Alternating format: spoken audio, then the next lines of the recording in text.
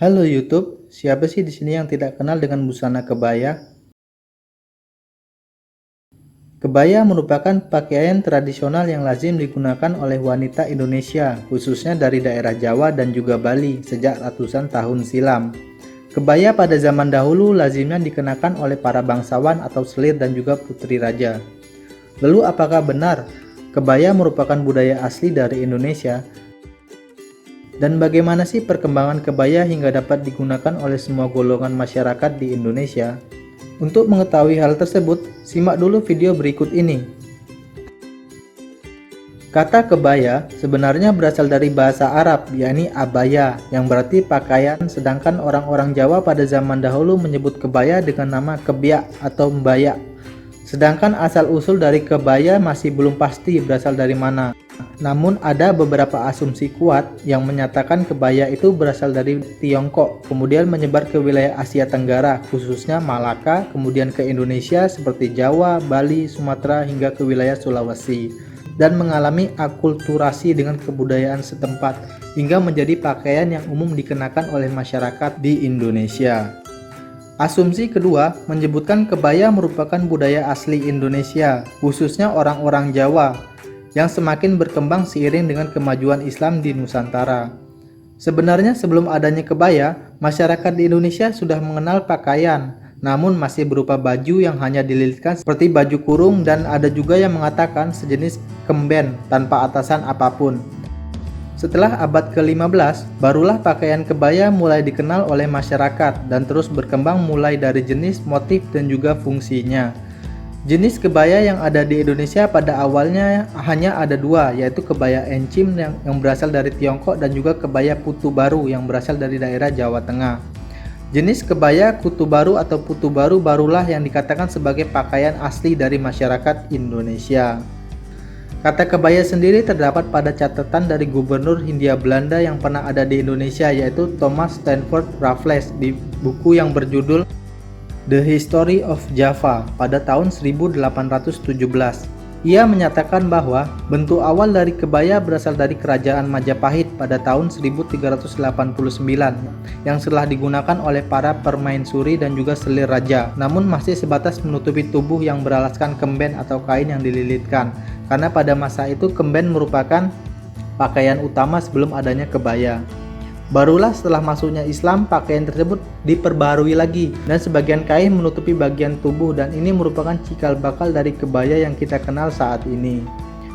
Sedangkan filosofi dari kebaya merupakan pakaian yang memiliki makna kesederhanaan dan juga memiliki nilai-nilai kehidupan bagi masyarakat Indonesia. Selain itu, kebaya juga memiliki nilai-nilai filosofis yang kuat seperti keramahan, kepatuhan, dan juga kehalusan. Hal ini sesuai dengan sikap wanita yang harusnya lemah lembut. Lalu bagaimana perbedaan kebaya pada zaman kerajaan dan juga masa kolonial? Pada zaman kerajaan, kebaya dijadikan sebagai pakaian kebesaran dan menggunakan bahan bludru, sutra, hingga brokat yang dipadukan dengan kain pajak dan juga perhiasan. Sedangkan untuk masyarakat biasa, pada zaman kerajaan menggunakan kebaya lebih simpel lagi dengan bahan dasar sifon tanpa adanya hiasan ataupun kain panjang. Sedangkan pada zaman kolonial, kebaya juga digunakan oleh para perempuan Belanda dalam banyak acara. Mereka menggunakan kebaya sebagai sebuah identitas kasta dengan masyarakat pribumi, mengikuti wanita keraton atau kerajaan Jawa pada zaman dahulu. Bahan yang digunakan juga berbeda dengan rakyat pribumi. Bahan yang digunakan oleh pemerintah kolonial menggunakan sutra dan juga tenun yang halus. Kemudian setelah kemerdekaan antara tahun 1945 hingga 1960, kebaya kembali dikenal oleh seluruh masyarakat Indonesia, baik yang ada di desa maupun yang ada di perkotaan. Kebaya menjadi pakaian yang lazim digunakan di berbagai macam acara oleh seluruh rakyat Indonesia. Namun eksistensi kebaya sempat memudar ketika memasuki tahun 1970 hingga 1980-an.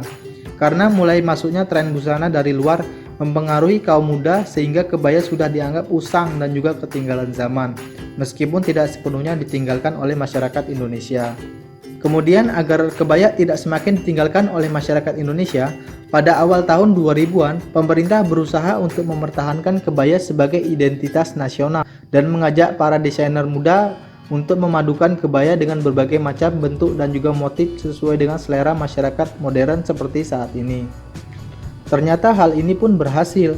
Kebaya pada era modern saat ini sudah banyak sekali motif, jenis, dan juga variasinya yang bisa dipadukan dengan pakaian lain sesuai dengan selera dari para pengguna. Selain itu, penggunaan kebaya tidak terkesan jadul sehingga generasi muda mau untuk menggunakan di berbagai macam kegiatan.